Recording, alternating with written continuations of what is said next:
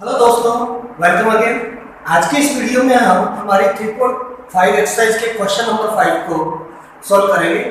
ये question number 5 जो है हमारे जो इससे पहले एक वीडियो बनाया था मैंने नेचर ऑफ रूट्स, अगर किसी भी पॉलिनोमियल के या द्विघात समीकरण के या फिर क्वाड्रेटिक इक्वेशन का अगर आपको उसके आंसर्स के, उसके शून्य के या उसके रूट्स के अगर आपको नेचर पता करना है कि उसका आंसर जो आने वाला है द्विघात समीकरण के जो दो आंसर आते हैं वो उन रियल आएंगे, वास्तविक आएंगे, या फिर दोनों आंसर सेम ही आएंगे, बराबरी आएंगे या भिन्न भिन्न आएंगे।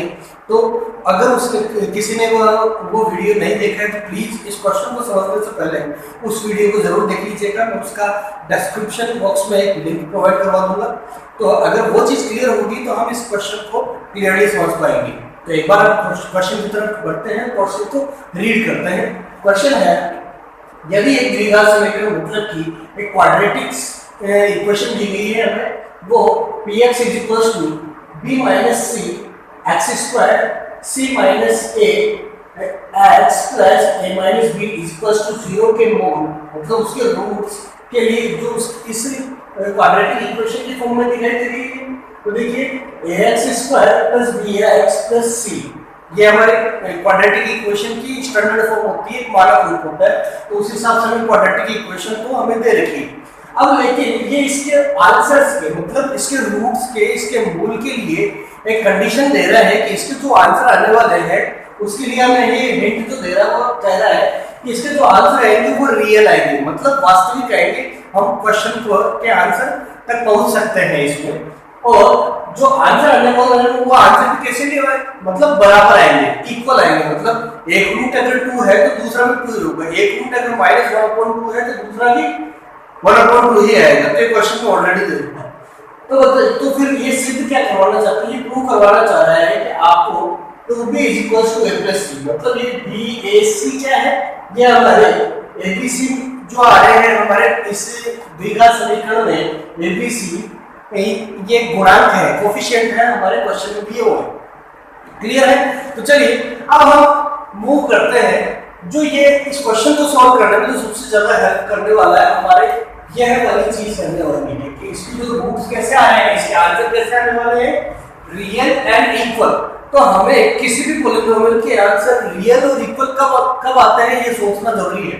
तो हमने हमारा जो त्रिघात फॉर्मूला पढ़ा था, क्वाड्रेटिक फॉर्मूला पढ़ा था, तो उसमें 3 केसेस की बात की थी हमने, 3 केस देखे थे उसमें हमने देखा था कि हमारा जो क्वाड्रेटिक फॉर्मूला होता था तो उसमें जो b² - 4ac आता है, b² - 4ac से मतलब हमारा जो उसको डिस्क्रिमिनेंट भी बोलते हैं और उसको विविक्तीकरण भी बोलते हैं। तो b² - 4ac की वैल्यू एक बार दोबारा याद दिलाता हूं आपको, b² - 4ac की वैल्यू अगर 0 से बड़ी आती तो इसके रूट कैसे होते थे, रियल होते थे, एंड उसके दोनों रूट कैसे आते थे, डिफरेंट आते थे, अलग अलग आते थे, भिन्न भिन्न होते थे। इसी तरह से b² - 4ac की वैल्यू अगर 0 के इक्वल आ जाती थी तो हम कहते थे कि इसके आंसर रियल तो होंगे, साथ के साथ इक्वल भी होंगे, मतलब रूट एक आंसर 2 आ रहा है तो दूसरा भी 2 होगा।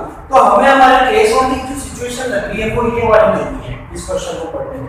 मतलब कि अगर हमारे डिस्क्रिमिनेंट कि b² - 4ac को हम डिस्क्रिमिनेंट बोलते हैं या विविक्तीकरण बोलते हैं, तो अगर हम इस d की वैल्यू 0 के इक्वल पुट कर देंगे तो हम इस कंडीशन के बारे में बात कर रहे होंगे। क्वेश्चन क्लियर है? स्टार्ट करते हैं। तो तो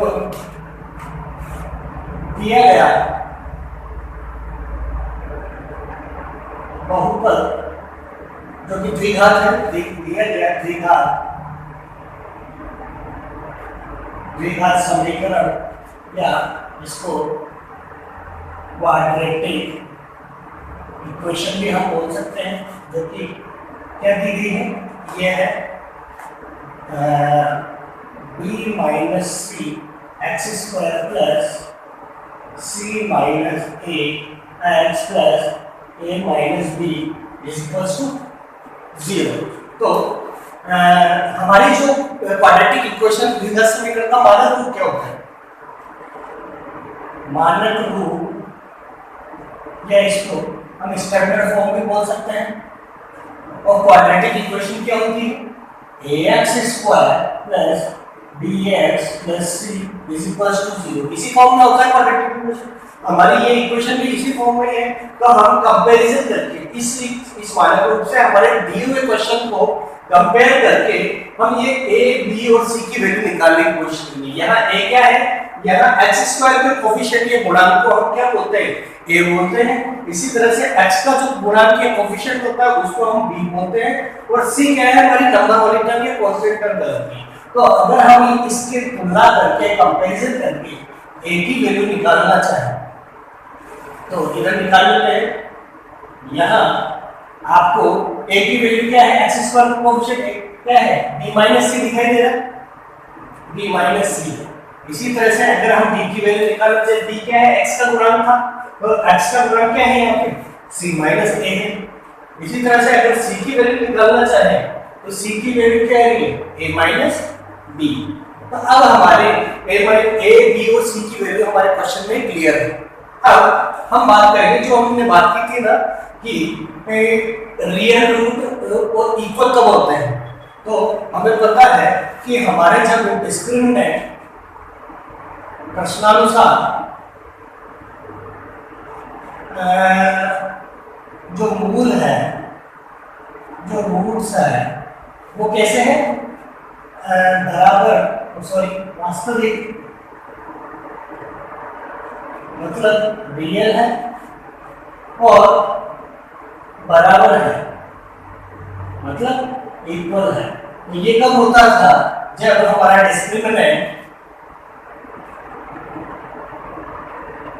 डिस्क्रिमिनेंट या इसको विविधीकरण भी बोलते हैं, जो कि शनिद्राचार्य या क्वाड्रेटिक फॉर्म में आता था उसको क्या बोलते हैं? b square minus 4ac। इसी को ही हम डिस्क्रिमिनेंट या विविधीकरण के नाम से जानते हैं। तो ये 0 के इक्वल होगा।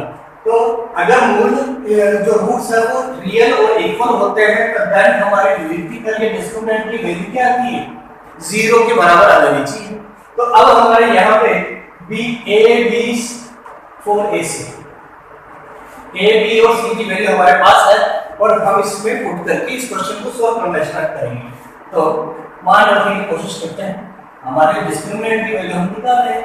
b क्या है? हमारे यहाँ पे c माइनस a है, तो b की वैल्यू रखते हैं c माइनस a का स्क्वायर लगा हुआ है तो स्क्वायर लगा दिया माइनस 4। a की वैल्यू क्या है?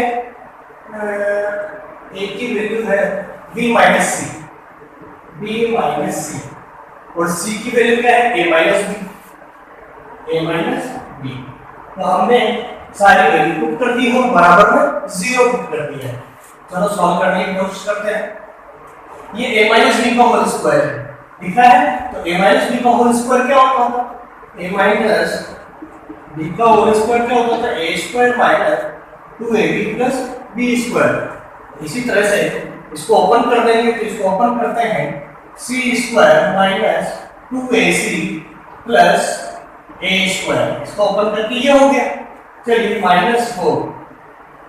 अब इसको इससे मल्टीप्लाई कर लेते हैं, 4 को ऐसे रहने देते हैं और b को सबसे पहले हम b को मल्टीप्लाई कर लेते हैं a माइनस b से, और इसी तरह से c को मल्टीप्लाई कर लेंगे a माइनस b से, तो बराबर 0। तो चलिए c square minus 2ac plus a square 4, b को ऐसे मल्टीप्लाई किया ab, b को b से मल्टीप्लाई किया b स्क्वायर, c को ऐसे किया ac और c को माइनस की b से किया तो प्लस का bc is equals to c square minus 2ac plus a square 4। चलिए 4 को अंदर मल्टीप्लाई कर देते हैं। 4 को ab से मल्टीप्लाई किया 4ab आ गया, माइनस माइनस प्लस 4 को b से किया 4b स्क्वायर आ गया, माइनस माइनस प्लस 4 को ac से किया 4ac प्लस माइनस माइनस 4 को bc से किया 4bc इज इक्वल्स टू 0। यहाँ तक क्लियर है? चलो हमारे को सॉल्व करते हैं। c स्क्वायर वाली कोई टर्म आ रही है नहीं आ रही, तो c स्क्वायर कैसे है? ac वाला जैसे कोई वेरिएबल आ रही नजर आ रहा है, ये नजर आ रहा है, आप देख पा रहे हैं यहाँ माइनस का 2ac है, यहाँ प्लस का 4ac है, तो बचेगा क्या? प्लस के 4 में से माइनस का 2 गया तो प्लस के 2ac बच गया, 2ac। चलो a स्क्वायर वाली कोई टर्म आ रही है? नहीं आ रही, तो इसको हम ऐसे ही लिख सकते हैं। आगे चलते हैं, ab वाली कोई टर्म आ रही है? नहीं आ रही, तो हम इसको भी a से ही लिखेंगे। फिर हम चलते हैं bc वाली कोई टर्म आ रही है? नहीं आ रही, तो इसको भी हम ऐसा कर वैसे, और लास्ट में 4b स्क्वायर बच रहा है, तो इसको भी हम ऐसा का ऐसे पुट करते हैं। अभी तक तो क्लियर है? चलो आगे चलते हैं। अब यहाँ आप देख पा रहे हैं कुछ, यहाँ ये c का स्क्वायर था, ठीक है, यहाँ पे ये a का स्क्वायर था, ठीक है, और बीच में अगर मैं ये c और ये a, तो आप देख पा रहे हैं ये a square plus 2ab plus b square आपको नजर आ रहा है, मतलब ये तो a प्लस b का होल स्क्वायर बन रहा है। चलिए आगे चलते हैं। इन दोनों टर्म्स में आपको क्या कॉमन नजर आ रहा है? इन दोनों टर्म्स में माइनस भी कॉमन है और साथ के साथ 4b भी कॉमन निकाल लिया। अब यहाँ तो क्या बच रहा है? a प्लस c बच गया, ठीक है, और आगे बच रहा है 4b स्क्वायर। 4b स्क्वायर को आप क्या लिख सकते हैं? 4b स्क्वायर को आप 2b का स्क्वायर कुछ लिख सकते हैं। चलिए और आगे बढ़ते हैं। चलिए मैंने क्या कहा था, ये a प्लस b का होल स्क्वायर नजर आ रहा है, c और a का c प्लस a का होल स्क्वायर लिख सकते हैं कि नहीं लिख सकते इसको? चलिए आगे बढ़ते हैं। ये हमारा था क्या, मैं इसको 2 और a प्लस c और 2b, इसको ऐसे लिख सकता हूँ क्या? देखो 2 को 2b से मल्टीप्लाई किया 4b, और a प्लस c वैसा का वैसे है, a प्लस c की जगह। फिर आगे देखिए ये 2b का स्क्वायर थी इज इक्वल टू 0। अब ध्यान से आप नोटिस कीजिएगा, आप ये देख पा रहे हैं ये इस कंप्लीटली पूरी को a मान लो आप, ये a स्क्वायर हो गया, इधर इस कंप्लीटली को आप b मान लीजिए, तो ये b स्क्वायर हो गया। अब ध्यान दीजिए बीच में माइनस का साइन है, तो माइनस ये 2 ऐसा का ऐसा, a की वैल्यू यहाँ क्या थी? c प्लस है, तो c प्लस है नजर आ रहा है, ये a की वैल्यू होगी, b की वैल्यू क्या थी? 2b, तो यहाँ आपको b की वैल्यू नजर आ रही है, तो b। अब ये एक आपकी आइडेंटिटी बन गई, देखिए ध्यान से, तो a square minus 2ab plus b square, तो a square minus 2ab plus b square क्या होता है? a माइनस b का होल स्क्वायर होता है। देखिए ध्यान से, a square minus 2ab plus b square, तो इसको जब हम इसकी जगह ये लिख सकते हैं, तो इसकी जगह हम a माइनस b का होल स्क्वायर लिख सकते हैं कि नहीं? तो चलिए a माइनस b का होल स्क्वायर पुट करने वाले हैं, तो a की वैल्यू हमारे लिए क्या है? यहाँ पे c प्लस है, c प्लस a, तो ये तो हमारा a हो गया, a की वैल्यू रख दी, बीच में साइन कौन सा आएगा? माइनस का, माइनस, और b की वैल्यू हमारे क्या है? देखिए ध्यान से 2b का और ये होल स्क्वायर लिख दिया, a माइनस b का whole square, a square minus 2ab plus b square था, इसलिए हमने a माइनस b का होल स्क्वायर कर दिया है, ये पावर इसकी है नीचे वाले में, और बराबर में इक्वल में 0 चल ही रहा था। क्लियर है? चलिए अब इसको और क्लियर करते हैं।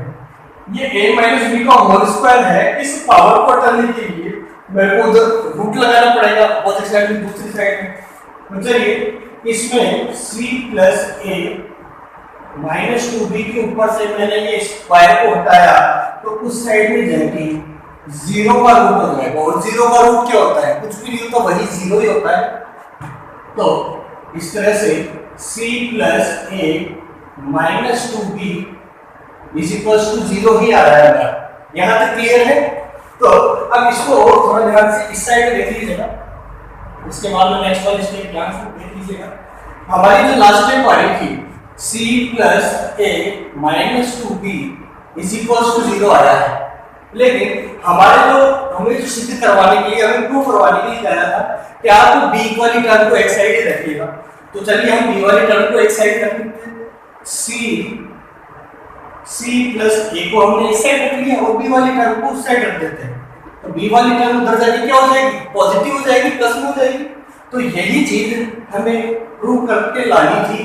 देखिए 2b = a + c आ रहा है, हमारा भी 2b = a + c ही आ रहा है। अब ये ऑर्डर कोई सा भी रखिए, आप इसको ऐसे भी लिख सकते हैं 2b = a + c, इस तरह से लिख सकते हैं। तो आप ऐसे भी छोड़ के आएंगे तो भी सही है और ऐसे छोड़ के आएंगे तो भी सही है। क्वाइट नहीं, स्टेप बाय स्टेप मैंने धीरे धीरे आपको समझाने की कोशिश की है। एक बार दोबारा आप इसको जरूर देखिएगा और फिर भी कोई कंफ्यूजन हो तो मुझे कमेंट बॉक्स में जरूर बताइए। और अगर आपको समझ में आया हो तो प्लीज लाइक कीजिएगा, अपने दोस्तों से शेयर कीजिए और हो सके तो सब्सक्राइब भी कीजिएगा। Okay, thank you.